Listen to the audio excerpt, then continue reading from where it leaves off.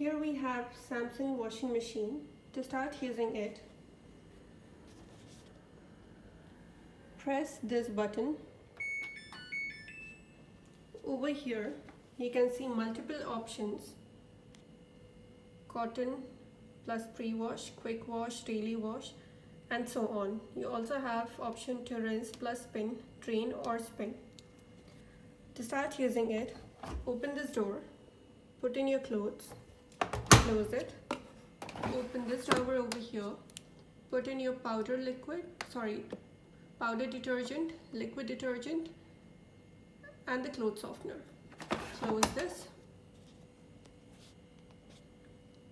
Press this knob to the right or to the left to select your preferred option.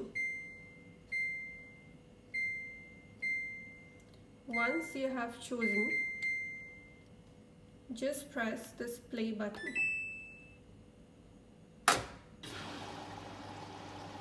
If you want to pause it, use the same button.